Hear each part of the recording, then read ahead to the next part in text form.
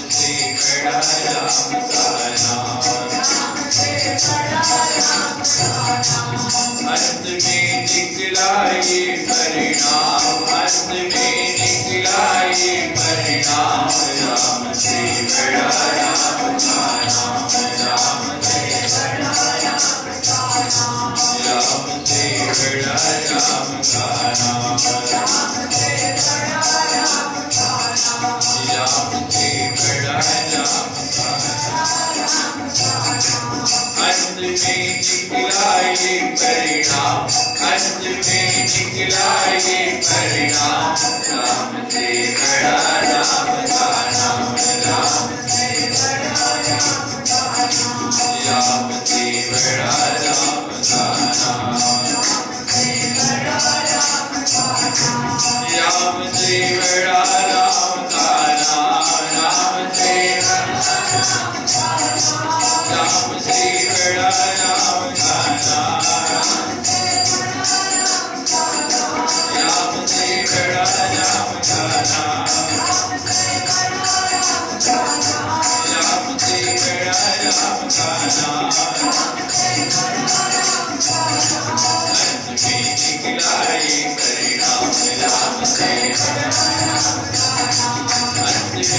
दिखलाई परिणाम राम से बड़ा राम से बड़ा राम से बड़ा राम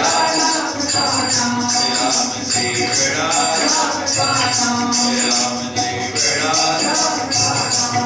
से बड़ा राम से बड़ा राम से बड़ा राम से बड़ा राम से बड़ा राम से बड़ा राम से बड़ा राम से बड़ा राम से बड़ा राम से बड़ा राम से बड़ा अंत में दिखलाई परिणाम से बड़ा अंत में दिखलाई परिणाम से बड़ा राम से बड़ा राम का नाम राम से बड़ा राम का नाम राम से बड़ा राम का नाम राम से बड़ा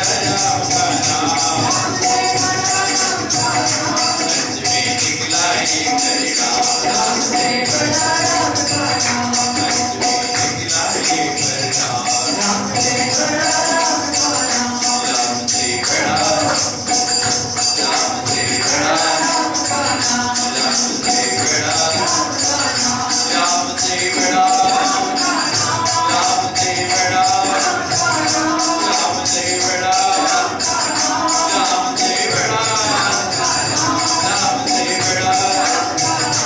राम से बड़ा राम से बड़ा राम से बड़ा राम से बड़ा राम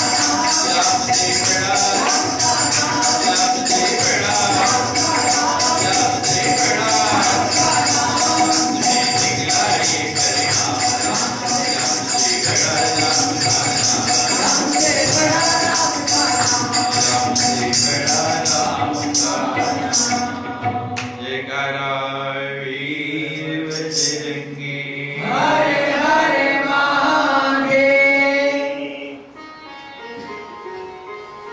हनुमान जी बता रहे हैं कि प्राण जाए तो जाए कहाँ से। भगवत शब्दवार तो कहते हैं भगवान के प्रश्न का उत्तर देके हनुमान जी अब वो निशानी देने लगे जो जानकी ने दी। हनुमान जी कहने लगे चलत मोही चूड़ा मणि दीने। सीता की दशा बता दी और अब कह रहे भगवान चलते हुए जैसे आपने मुझे मुद्रिका दी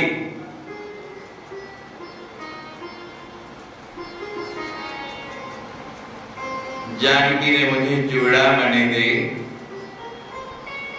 कि ये मेरे हाथ के कंकन ये चूड़ामणि भगवान को दिखा देना।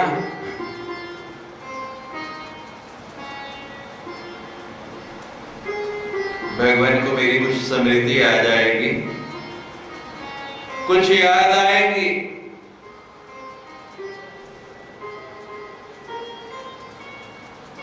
अब जैसे ही वो चूड़ामणि निकाल के भगवान के हाथ में रखी, भगवान ने क्या किया? रघुपति हृदय लाई सोली।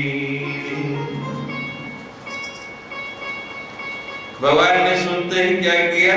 उसको हृदय से लगा लिया।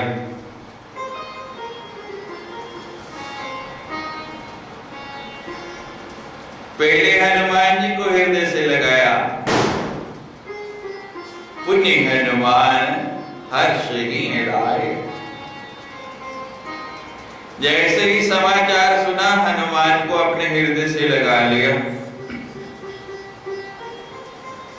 और अब जब हनुमान जी ने उस स्मृति ला की, वो निशानी ला के दी, जब भगवान ने उसको भी लिए हृदय से।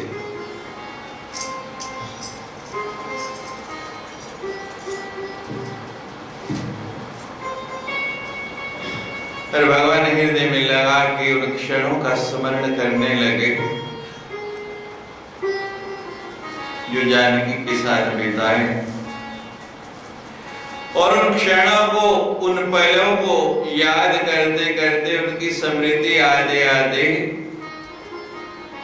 भगवान की दशा क्या हो गई। भगवान के नेत्र स्वतः ही मंद होने लगे, अपने आप ही मूंदने लगे।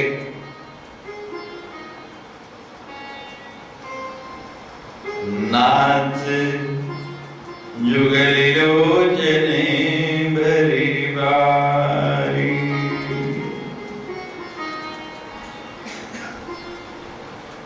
और नेत्र बंद किए कि उन क्षणों को याद करते हुए स्मृति में आते आते क्या हो गया, जुगल लोचन, दोनों के दोनों नेत्रों में,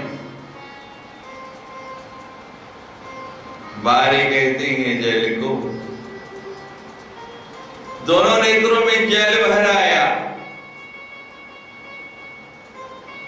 जब दोनों नेत्र अश्रुओं से परिपूर्ण हो गए, जल से भरपूर हो गए, भीतर जल भरा है और बाहर निकलने को उतावला है,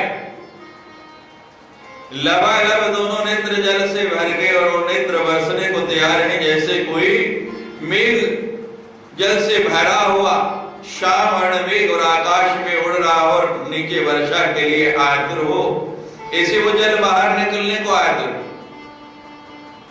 लेकिन भगवान उस जल में जानकी की स्मृति आई, उसकी याद है, उसको बाहर नहीं निकलने देना चाहते नेत्रों को, और बंद करते हैं, नेत्र खोलते नहीं, पलकों को खुलने नहीं देते।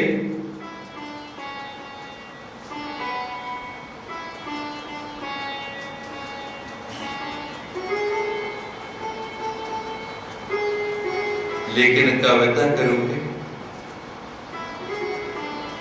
जब नेत्रों में जल भरा हो, किसी पात्र में जल भरा और उसको हम दबाएं तो जल बाहर उछलेगा ही, निकलेगा ही। जैसे कस के नेत्र बंद करते हैं ना, तो जल के ऊपर दबाव बनता है, नेत्रों में स्थान और कम हो जाता है, जगह और कम हो जाती है, और वो जल जो है ऐसे बाहर बहता है जैसे दोनों नेत्रों से गंगा यमुना बह गई हो, जैसे दोनों नेत्रों से झरने फूट पड़े हों। कभी आपको भगवान ना करे रोने का अवसर मिला हो और रोते रोते आपके अश्रु कभी आपके मुख में आ गए हो, तो अश्रुओं का स्वाद कैसा होता है, खारा या मीठा? खारा। अश्रु खारे होते हैं, लेकिन भगवान के नेत्रों से ये जो अश्रु निकल रहे हैं ये खारे नहीं है, ये मीठे हैं। क्यों मीठे हैं? इन अश्रुओं के अंदर जानकी बसी है, उसका स्मरण हो रहा है।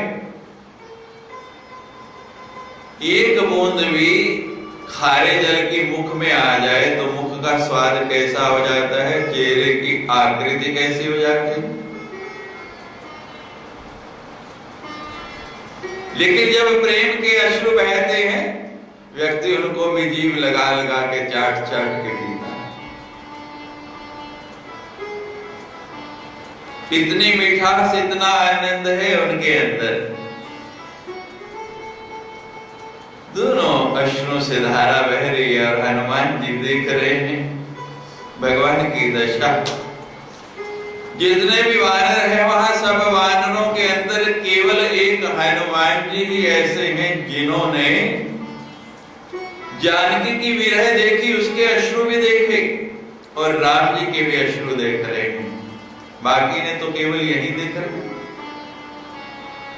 और हनुमान जी तुलना कर रहे हैं।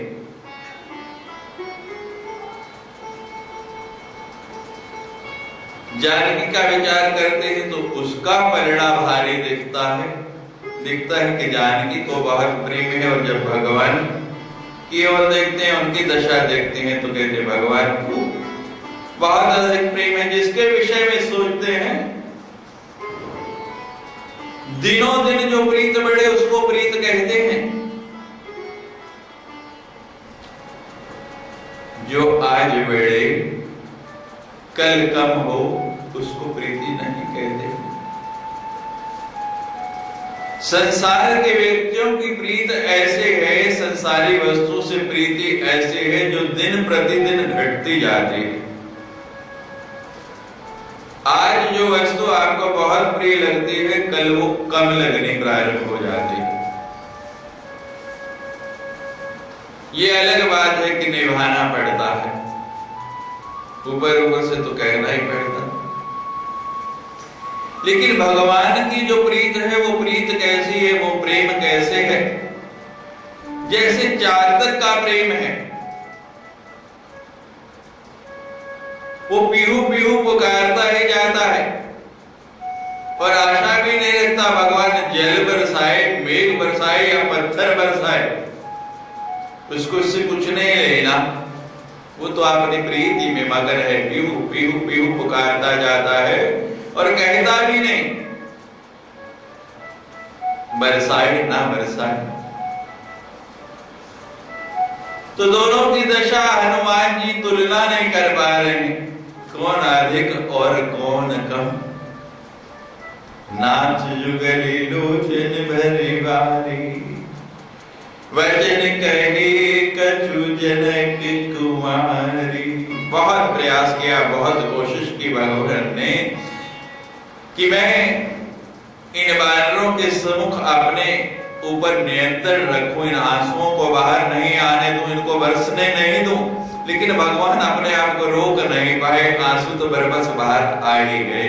कितना भी छुपाने का प्रयास करो, कितनी भी कोशिश करो,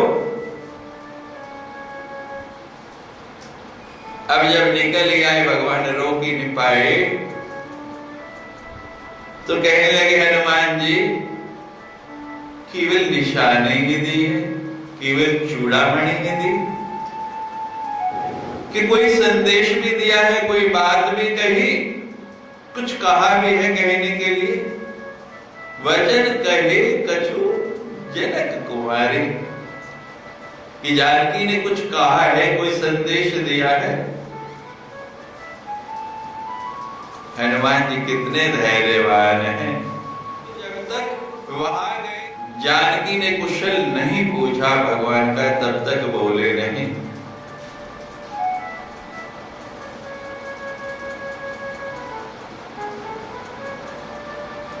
और यहां जब तक प्रभु नहीं पूछ ले तब तक यहां भी कुछ नहीं बोलते हैं।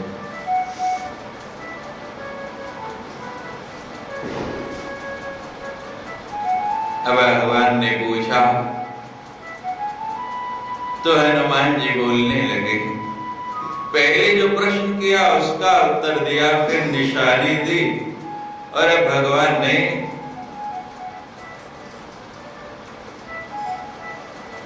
जब पूछा कि कोई संदेश है, तो हनुमान जी बड़े ही, भगवान तो विवल हैं, उनसे भी विवल होके दोनों की दशा के बीच में स्वयं को असहाय महसूस करते हुए बोल रहे हैं। अनुज समेत गए हो प्रभु चरना, दीन बंधु प्रणतारती करना। हाँ, भगवान संदेश दिया है, जानकी ने कहा है अनुज समेत। कितनी सुंदर बात, जानकी ने ये नहीं कह के भेजा कि राम के चरण छूना।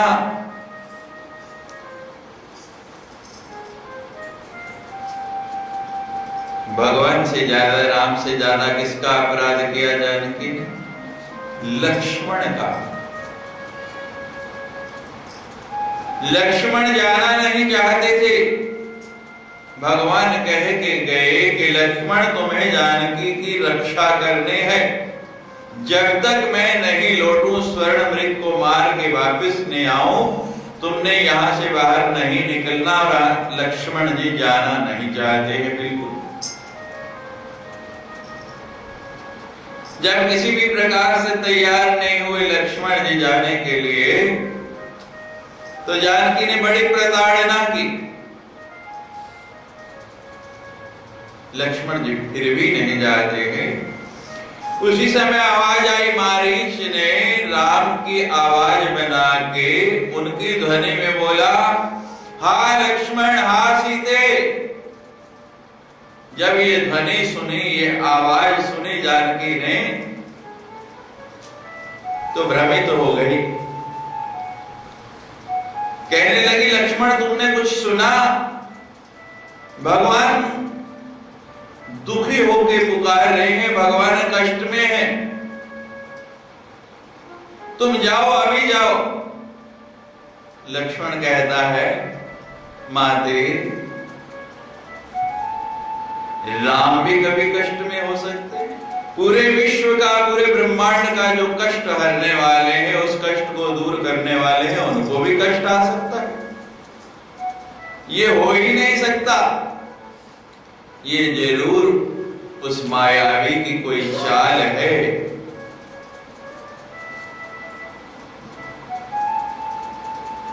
पुनः ध्वनि आती है, दोबारा ध्वनि आती है।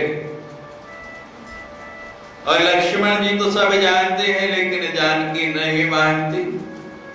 और जब किसी भी प्रकार लक्ष्मण तैयार नहीं हुए, तो जानकी ने क्या कहा कि लक्ष्मण, मैं जानती हूं तेरी तो मेरे ऊपर पहले से ही बुरी दृष्टि थी। तू ये चाहता था कि तेरे भाई को वन में कुछ हो जाए। उस लक्ष्मण को जानकी ने ये बात कही, जिसने पूरा जीवन चरणों से भी सिर उठकर भागे नहीं देखा। जब भगवान ने पूछा कि लक्ष्मण, सीता के कहनों को पहचानते हो? तो लक्ष्मण ने क्या जवाब दिया, भगवान मैंने तो केवल चरण देखे हैं, और चरणों में जो नुपुर हैं केवल उनको ही पहचान सकता हूं, दूसरा कोई कहना नहीं। और वो नुपुर भी क्यों पहचान सकता हूं? भगवान, आपको याद होगा जब पहली बार जानकी से आपकी भेंट हुई जनक की उस पुष्प वाटिका के अंदर, तो आपका ध्यान कैसे खिंचा, आपका ध्यान उधर कैसे गया? आप तो फूल तोड़ रहे थे। उन्हीं जो पांव के कंकड़ हैं, नुपुर हैं, उनकी जो ध्वनि हुई, उस ध्वनि को देख के आपका ध्यान उधर गया। तो मैंने इसलिए चरणों की ओर देखते हुए उन नुपुरों को देखा कि वो नुपुर कैसी हैं, उनकी ध्वनि कैसी है, जिन्होंने मेरे प्रभु का ध्यान भी अपनी ओर आकर्षित कर लिया, उनके ध्यान को भी विचलित कर लिया। तो केवल इसलिए उन नुपुरों पर भी ध्यान गया और लक्ष्मण जी उन्हें पहचान पाए। और उस लक्ष्मण की जानकी इतनी प्रताड़ना करे कि तुम्हारी मेरे ऊपर कुदृष्टि है। लक्ष्मण मजबूर हो गए, अब कोई रास्ता नहीं बचा, इससे बड़ा लांछन नहीं लग सकता था। और लक्ष्मण उसी समय चल पड़े। जाते जाते सुरक्षित कर गए, फिर भी लक्ष्मण रेखा खींच के गए कि मां, इस रेखा के बाहर नहीं जाना, इसका उल्लंघन नहीं करना। आपने जो बात कही है, अगर मैं मन वचन यदि मेरे मन में कभी आपके प्रति विकार नहीं आया, कभी मेरी वाणी में कोई ऐसी बात नहीं आई, तो इस रेखा के अंदर जो भी आएगा वो भस्म हो जाएगा। लेकिन जानकी फिर भी नहीं मानी और उस रेखा से बाहर गई। तो जानकी जानती है कि मैंने भगवान से ज्यादा लक्ष्मण के अपराध किए हैं, लक्ष्मण को कितना भला बुरा कहा है। अगर मैं लक्ष्मण की बात मानती तो शायद मेरा अपहरण नहीं होता। तो अब जब हनुमान जी के हाथ संदेश भेज रहे हैं, तो क्या कहा अनुज समेत गयो प्रभु चरना। पहले किसके चरण कहे? राम जी के नहीं कहे, अनुज। पहले लक्ष्मण के चरण, और लक्ष्मण जी के साथ भगवान के चरण छूना। सीता को एहसास हुआ, हर व्यक्ति को एहसास होता है कब? गलती करने के बाद, पहले नहीं होता।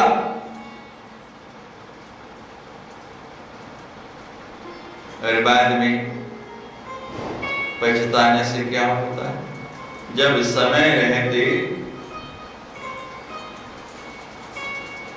बोध नहीं आया, संत लोग बताते रहते हैं, सब शास्त्र पुराण यही बात कहते रहते हैं, फिर भी बोध जागृत नहीं है। और जिसको बोध नहीं, उसके लिए कोई क्या कर सकता है? जिसको नहीं है बोध, तो गुरु ज्ञान का करे।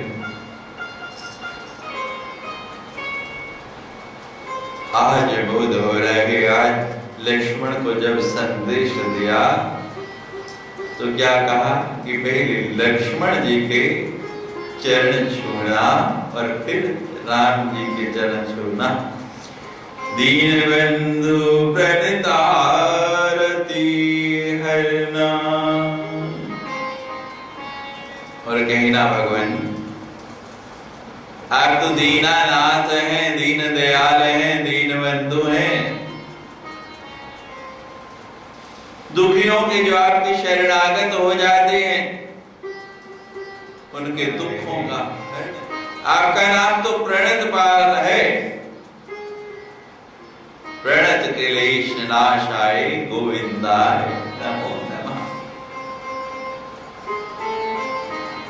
भगवान आप मेरे भी कष्टों को हरो।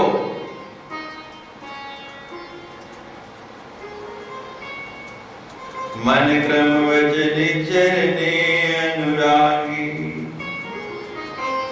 कई अपराध नाथ हो त्यागी। हे भगवान, हे प्रभु, मन क्रम वचन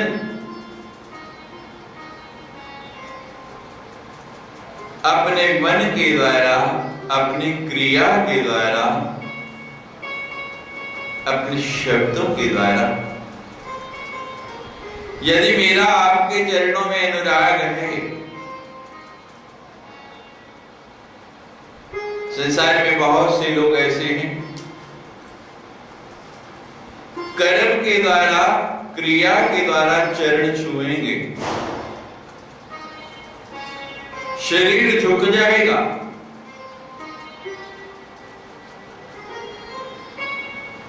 क्योंकि शिष्टाचार करना है, समाज को दिखाना है। कुछ बोल भी देंगे, वाणी से भी कह देंगे, गुरुजी पाए लागू, चरण छूता हूं, नमस्कार करता हूं, वचन भी हो जाएगा, लेकिन मन झुकता नहीं, मन मानता नहीं। और जब तक मन नहीं झुका तब तक कुछ भी नहीं झुका।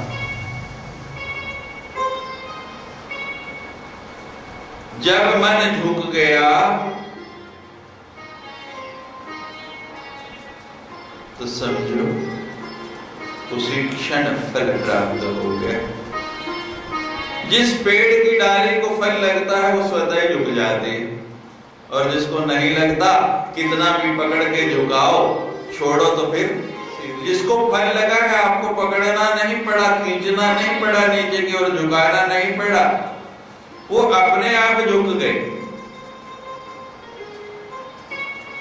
और जिसको नहीं लगा उसको तो पकड़ के खींच के जितनी देर पकड़े रहो उतनी देर झुकी रहेगी, और जैसे ही छोड़ा फिर सीधी की सीधी खड़ी।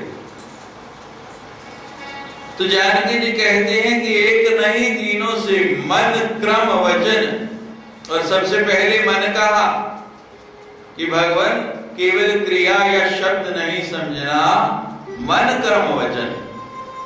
अगर इन तीनों से मैं सदा आपके चरणों की अनुरागी रही, ये तीनों आपके चरणों में लगे रहे, तो कई अपराध नाथ हो त्यागी।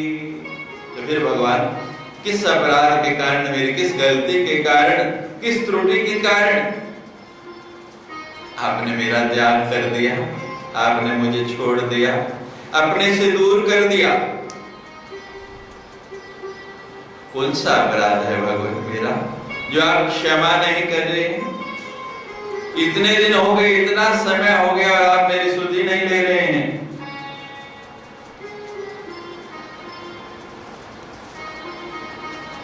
पहली मन की पीड़ा कह दी, कितनी भगवान के प्रति सीता समर्पित है वो बता दिया, और उसके बाद फिर अपने अपराध गिराने लगी। पहले तो कह दिया कि किस अपराध के कारण त्यागा बताओ, फिर विचार करने लगी कि कोई तो अपराध होगा, कोई तो मेरी गलती होगी।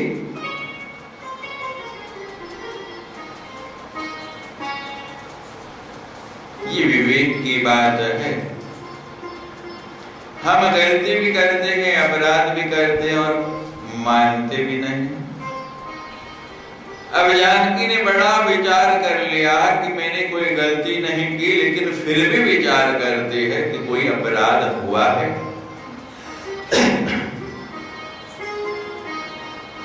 और जब विचार किया तो मन में एक बात आई कि एक गलती तो है मेरी।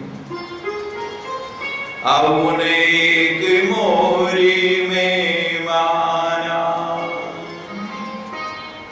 बिछड़त प्राण ने की प्याना। कहने लगे हाँ भगवान, मेरी एक गलती है, एक बात तो मैं मानती हूं।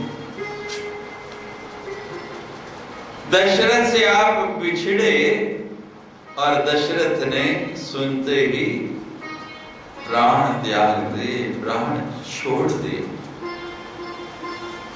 ये मेरा अपराध है, ये मेरा अवगुण है, मैं इसको मानने हूं कि जब मैं आपसे बिछड़े तब मेरे प्राण क्यों नहीं? जैसे दशरथ का आपसे प्रेम था, उससे कई गुना मेरा प्रेम है। और जब दशरथ प्राण छोड़ सकता है, त्याग सकता है, तो मेरे प्राण क्यों नहीं निकले?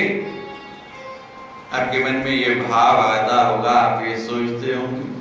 और मेरी एकमात्र यही गलती है कि आपके बिछड़ने के बाद भी मैं आज तक जीवित हूं। लेकिन भगवान, इसका कारण क्या है? मैं जीवित क्यों हूं? मेरी प्राण क्यों नहीं जा रहे हैं, क्यों नहीं निकल रहे हैं? आप वो कारण भी सुन लीजिए। नाथ सुनै नर को अपराधा, निसरत प्राण करई हठी बाधा। हे भगवान, ये मेरा नहीं, मेरे नैनों का, मेरे नेत्रों का अपराध है।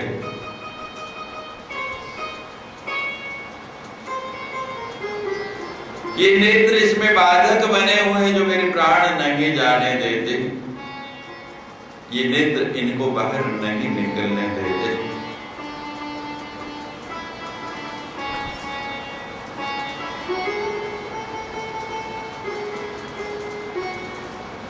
बड़ा ही सुंदर एक कवि ने लिखा है, कागा सब तन खायो, कागा सब तन खायो, मेरा चुन चुन खायो मांस। कागा सब तन खायो, मेरा चुन चुन खायो मांस। परे दो नैना मत खा, मोहे पिया मिलन की आस। इन नैनों में भगवान आप बसे हुए हैं। लोचन निज पद जंत्रित, आपके नाम का ताला लगा हुआ है इन नेत्रों के ऊपर। आपके चरण नेत्रों में बसते हैं।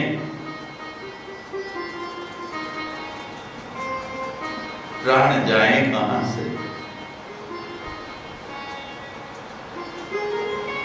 विसरत प्राण, ये प्राण निकलना चाहते हैं, लेकिन पहले ही बता दिया कितने मोटा दरवाजा लगा है आपके ध्यान का। आपका नाम चौकीदार बन के बैठा है और आपके चरण रूपी ताला उसके ऊपर जड़ा है। प्राण जाए तो कहां से जाए? जाना चाहते हैं लेकिन रास्ता नहीं मिलता है। निस्तृत प्राण करें हट बाधा। प्राण तो निकलने चाहते हैं, लेकिन ये नेत्र जो है ना, ये हट करके उसमें बाधा बने हुए हैं। क्योंकि जब प्राण जाते हैं तो दो स्थितियां होती हैं, या तो व्यक्ति के नेत्र बंद हो जाते हैं या खुले खुले रह जाते हैं।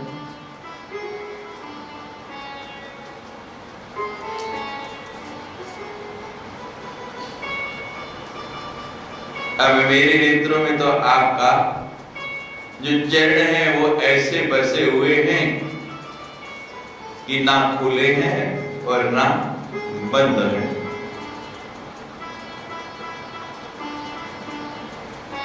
ये इतनी बड़ी बाधा बन गई है, इतनी बड़ी रुकावट बन गई है कि मेरे प्राणों को बाहर निकलने नहीं देती। वरना भगवान मैं तो कब का प्राण त्याग देती, कब के प्राण चले जाते। क्योंकि उस शरीर में रख के प्राण करने ही क्या है जो स्वयं निर्जीव है।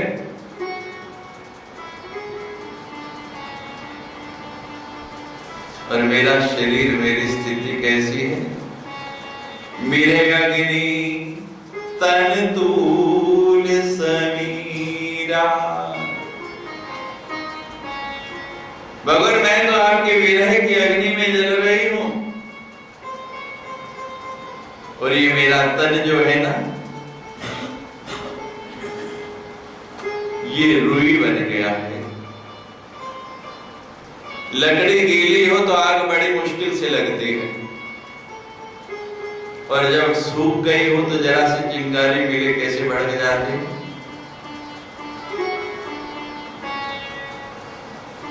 सर्दियां आ रही है, आजकल तो लकड़ी का समय ही नहीं रहा। पहाड़ों में जाओ तो आप भी लोग जो है सर्दी के लिए लकड़ी इकट्ठी करके अंदर उसका संग्रह करके रखते हैं, क्योंकि बर्फ पड़ जानी है, बाहर सारी लकड़ी गीली मिलेगी, और गीली लकड़ी कितना धुआं छोड़ती, आंखों में पानी आ जाता है, उसको भूख मार मार के लेकिन जलती नहीं।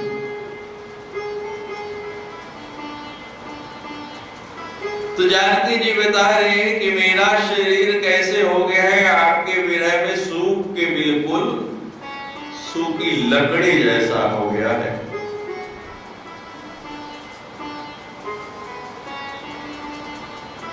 और उस लकड़ी के निकट अग्नि जल रही है, कौन सी? आपके विरह की। और भगवान लकड़ी ही नहीं, तन तूल, ये तो लकड़ी से भी नरम, बिल्कुल रुई जैसा हो गया। और रुई अग्नि के समीप जाए तो एकदम कैसे आग पकड़ती है। ये शरीर मेरा रुई जैसा हो गया। मेरे अग्नि तन तूल समीरा। और भगवान जो मेरी श्वास है ना, जब व्यक्ति दुखी होता है, कष्ट में होता है, तो लंबी लंबी सांसें लेता है। कैसे सांस चलता है तेज तेज, जैसे फुंकार आ रही हो, बड़ी तेजी से आंधी चल रही। कि मेरा श्वास तो ऐसे हो गया आंधी नहीं, जैसे तूफान चल रहा हो। इधर रुई है, पास में अग्नि है और तूफान चल रहा है। परिणाम क्या हो सकता है? विरह अग्नि तन तूल समीरा, श्वास जरई छिन माही शरीरा। भगवान को जानकी की स्थिति बता रहे हनुमान जी कि जैसे कोई कपास का ढेर हो, इस तरह से जानकी आपके विरह में बन गई है। शरीर सूख के ऐसा बन गया जैसे कपास का रुई का ढेर हो और विरह की अग्नि में जल रही है। विरह अग्नि तन तूल, और उस अग्नि को और भड़काने के लिए श्वास जो सांस लेती है ना, वो ऐसे हवा चलती है। जब व्यक्ति दुख में होता है, कष्ट में होता है, तो कैसे लंबी लंबी सांसें लेता है। साधारणतया आमतौर पर आदमी बड़े आराम से सांस लेता है, लेकिन जब विपत्ति में हो तो कैसे सांस चलती है, जैसे धौंकने चल रही हो। लोहार को देखा है आपने, जब आग को भड़काना होता है ज्यादा तो उसके पास एक धौंकनी होती है, उसमें हवा होती है, उसको दबाता है, या पंखा होता है उसको चलाता है, वो हवा और भड़कते हैं। तो हनुमान जी कह रहे हैं भगवान जानकी की स्थिति ऐसी है, रुई का ढेर, पास में अग्नि विरह की, और श्वासों की हवा चल रही है बड़ी तेज से। छिन माही, एक क्षण के अंदर सारे का सारा शरीर जल के भस्म हो जाए, राख की ढेरी बन जाए, ये परिस्थिति है। अब कहते जब ऐसी परिस्थिति है तो जलती क्यों नहीं?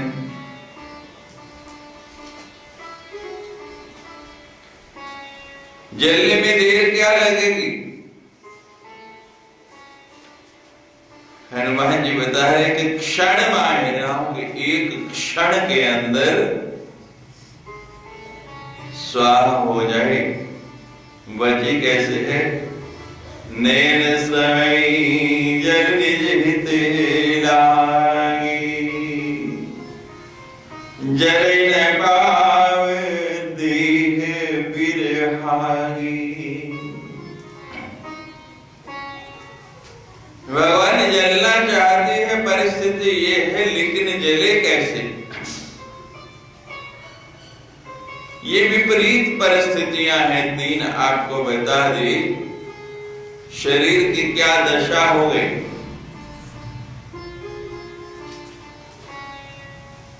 विरह की अग्नि कितनी भयंकर है, और हवा भी बड़ी तेज चल रही है। लेकिन भगवान नयन श्रवण, नयनों से आपके प्रेम की गंगा जमुना बह रही है, वो धार बह रही है। नयन श्रवण, नयनों से जल बरस रहा है। किस लिए? निज हित लागी,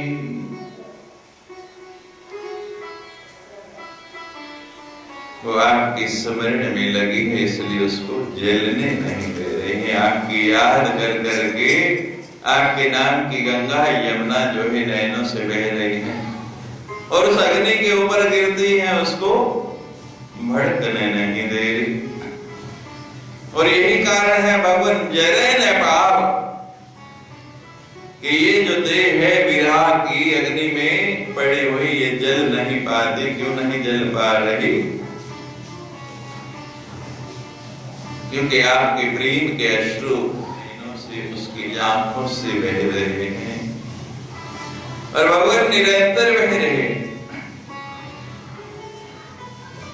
सीता के अति विपत्ति विषादा, विनय कहीं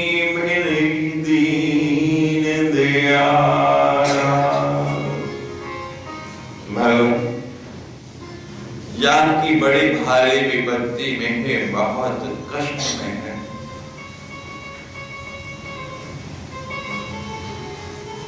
उस विपत्ति का, उस दुख का वर्णन नहीं किया जा सकता। अब विपत्ति क्या है?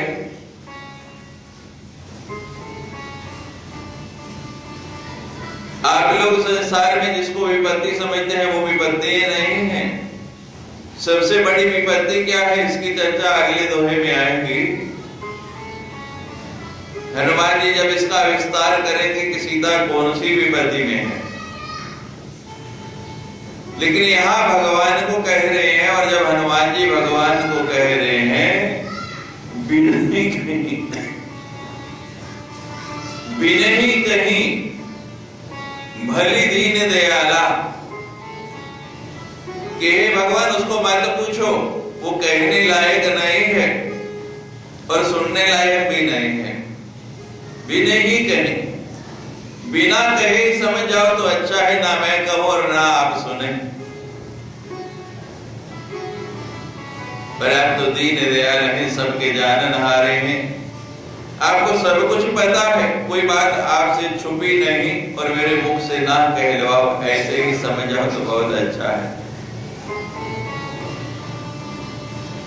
बिना ही कहीं,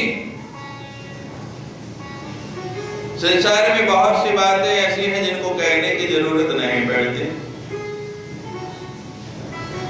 आपका चेहरा बता देता है, आपके चेहरे की दशा बता देती है कि आपके मन में क्या है।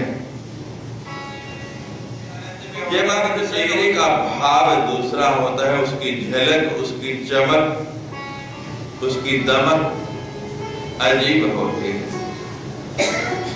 लेकिन जब कष्ट में होते हैं, मन प्रसन्न नहीं है, आपका मन खुश नहीं है,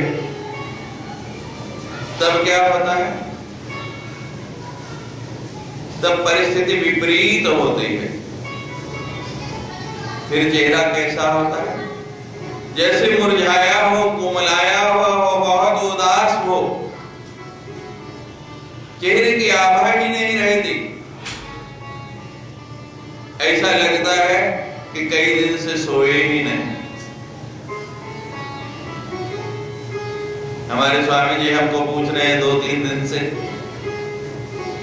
कहते चेहरे पे वो बात नहीं दिखती। हमने कहा प्रसंग ऐसा चल रहा है ना सुंदरकांड का, उसे सुनाते सुनाते मेरी मनोदशा भी वैसी होगी, मेरा भाव भी वैसा ही हो गया।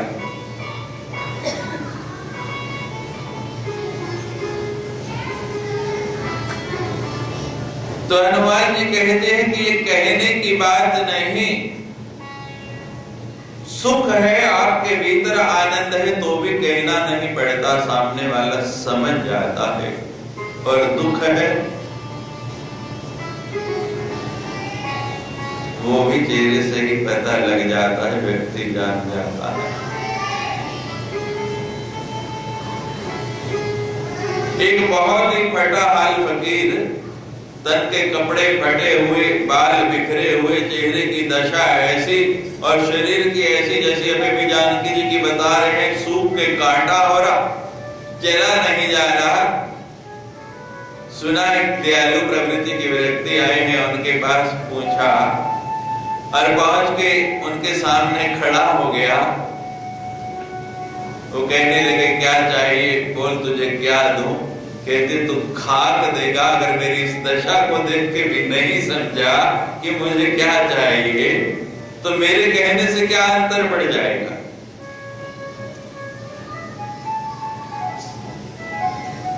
दिल की बात बता देता है असली नकली चेहरा।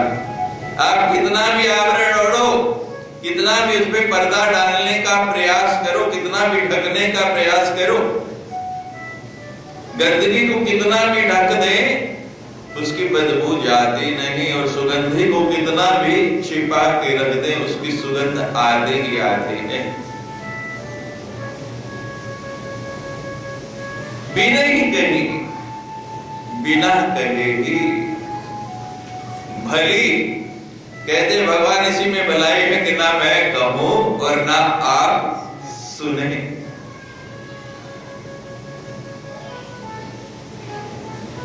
ये दुख की बात ऐसी होती है।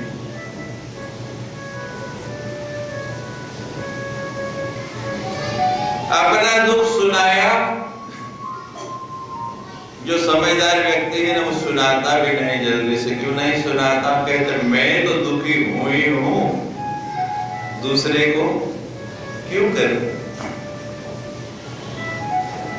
मेरे अंदर तो मेरे कर्म में तो मेरे भाग्य में तो विधाता ने ये लिखा ही है, लेकिन उसके भाग्य में तो नहीं लिखा। मैं सुना के उसको भी क्यों दुखी करूं? और जो स्वजन होता है, सज्जन होता है, जिसका आपसे प्रेम होता है, वो आपका दुख सुन के दुखी होता है।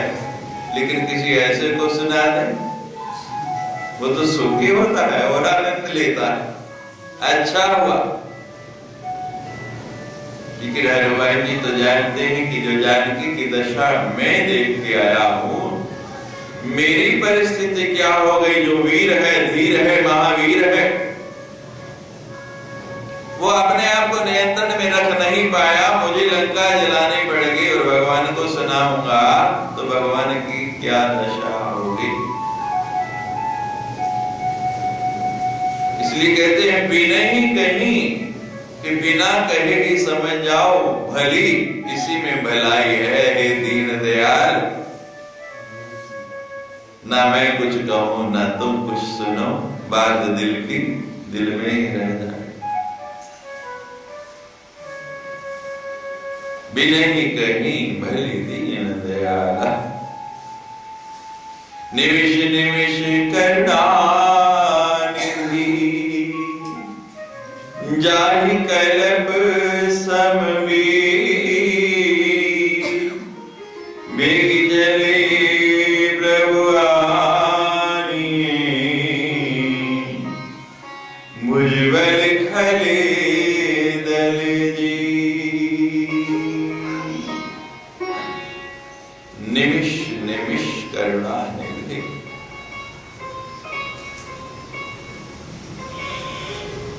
हनुमान जी मर्म को छू रहे हैं। तुलसीदास जी के शब्दों के द्वारा भगवान के मर्म स्थान पर पहुंच रहे हैं। जहां घाव हो वहां जब हाथ लगता है तो कैसी पीड़ा होती है, कितना कष्ट होता है। और अक्सर आपने देखा होगा प्रकृति भी ऐसी है कि जहां चोट लगी है ना वही जगह बार बार रगड़ता है।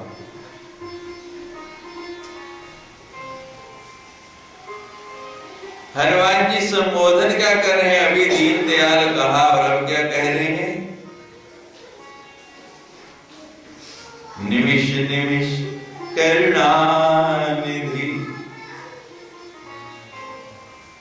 भगवान ने कह के भेजा था कि अगर जानकी नहीं पहचाने तो करुणा निधि बोल देना, जानकी पहचान जाएगी। और अब वही शब्द यहां प्रयोग कर रहे हैं।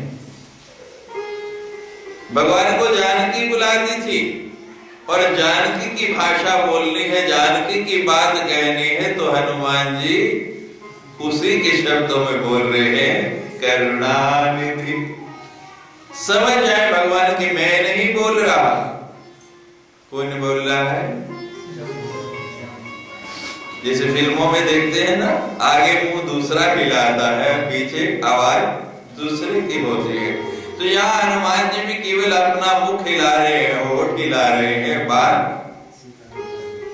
डायलॉग जानकी के हैं। हनुमान जी तो केवल उसको क्रियात्मक रूप दे रहे हैं। अब करुणानिधि कहा जब तो भगवान बड़े ही विचलित हो गए, अंदर तक ऐसे हो गए। जब सीता को हनुमान जी ने करुणानिधि कहा तो आंखें फैल गई।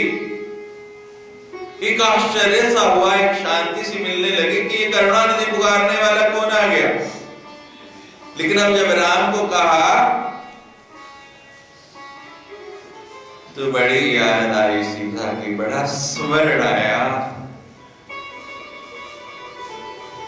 निमिष निमिष करुणानिधि जाई कल्प समवीर। लगे कि भगवान भगवान जी के निमिष निमिष के जितनी देर में ये निमिष नेत्रों की निमिया जो है, ये पलकें जो है झपकती हैं, जितना समय पलक झपकने में लगता है, बड़ा ही सुंदर शब्द दिया है निमिष।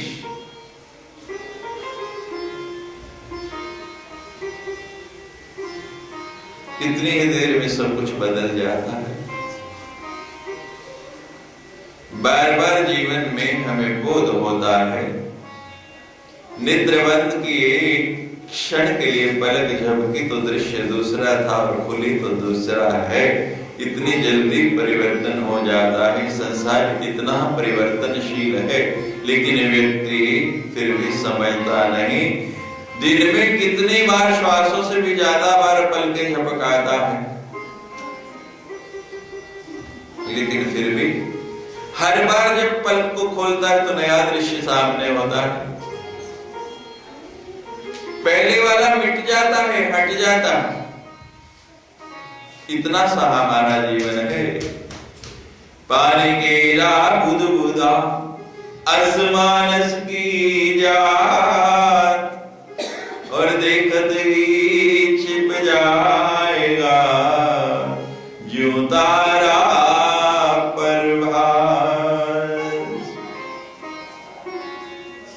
सुबह का उजाला हुआ और तारे की ओर दृष्टि गई, उजाला तो बढ़ता जाता और इतनी देर में ही तारा नेत्रों से ओझल हो गया, दूर हो गया। भगवान जितनी देर पलक झपकने में गुजरती है, इतना समय जानकी को आपके विरह में कैसा महसूस होता है। जाही कल्प समबीत, कि जैसे एक कल्प गुजर गया हो।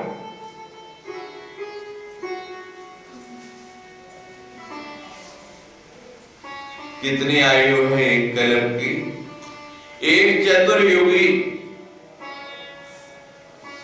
एक चतुर्युगी जो है, सतयुग, त्रेता, द्वापर और कली, इन सारों का जितना परिमाण है उसको मिलाया जाए और वैसी 27 चतुर्युगियां बीत जाएं तो ब्रह्मा जी का 1 वर्ष होता है। और ऐसे 100 वर्ष ब्रह्मा जी के जीवन के बीत जाएं उसको एक कल्प कहते हैं।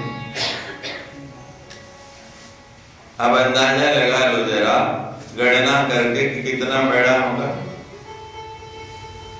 तो हनुमान जी कहते कि भगवान जितनी देर में एक बार पलक झपकती है, इतना समय जानकी को ऐसे लगता है जैसे आपके दर्शन के बिना, आपको देखे बिना, आपसे मिले बिना एक कल्प बीत गया।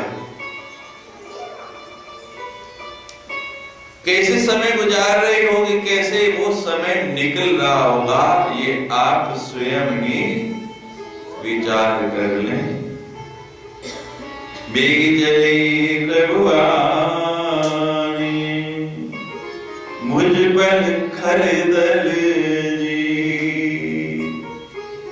ये भगवान अब बातें करने का समय नहीं है, कुछ सुनने या सुनाने का समय नहीं। बेगी बेगी कहते हैं दौड़ पड़ो, भाग पड़ो, अभी इसी वक्त चलो।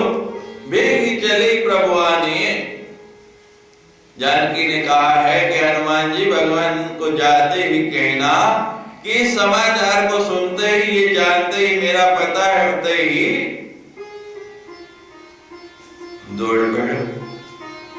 जानकी ने क्या कह के भेजा था? मास दिवस महु नाथ न आवा, तो मोहे जीवत नहीं पावा। कि यदि 1 महीने के अंदर भगवान नहीं आए तो मुझे जीवित नहीं पाएंगे। अब मैं और नहीं सह सकती, प्राण त्याग दूंगी।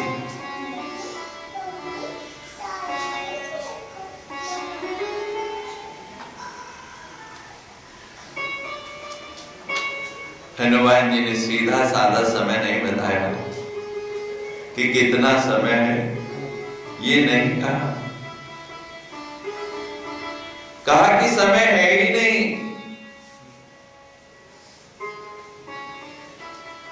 बेगी चली कि भगवान दौड़िए, जानकी ने कहा है कि अभी दौड़ के चल पड़ी। बेगी चले प्रभु आने, और दौड़ते दौड़ते शीघ्र गए और मेरे पास आते ही क्या कीजिए, भुज बल कि अपनी भुजाओं के बल से वो भुजाएं जानकी स्मरण करा रही है। कौन सी भुजाएं? श्री रामचंद्र कृपालु भज मन हरण भव भय दारुणम नव कंज लोचन कर कंज पद कंजारुणम।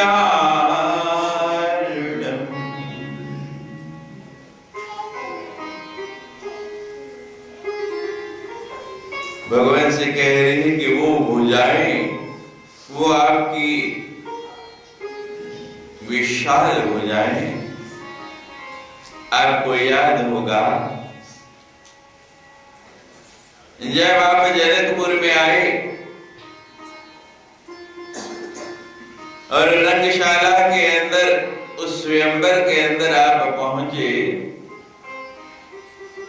तो वहां एक धनुष रखा था और बड़े बड़े राजा महाराजा, बड़े बड़े महाबली, बड़े बड़े बलवान, बड़े बड़े योद्धा, बड़े बड़े ताकतवर जो विश्व विजयी मानते थे उस धनुष को हिला भी नहीं पाए। और आपने अपनी भुजाओं के बल से उसे उठा के कैसे तोड़ डाला। मैं उन भुजाओं की बात कर रही हूं, उस भुज बल की बात कर रही हूं। आपकी भुजाओं में अभी वो बल है, और अभी अगर वो बल है और उस बल का आपको स्मरण है तो बेगी चली दौड़ के आइए और अपनी उन भुजाओं के बल से क्या करना है, खलदल जी। ये जो राक्षसों का दल है, इनका समूह है, इनको उसी प्रकार अपने भुजाओं के बल से जीत डालिए जैसे मुझे जीता था। मैं धरती की बेटी हूं, आपने उसको जीता, उसका पाणी ग्रहण किया। आज वही धरती आपको पुकार रही है, इस रावण को, इस खल को जीत के इस पर भी विजय प्राप्त कीजिए, तभी आपका अवतार लेना पूर्ण हो पाएगा। तभी आपके अवतार की महिमा है। भगवान अब देर मत कीजिए।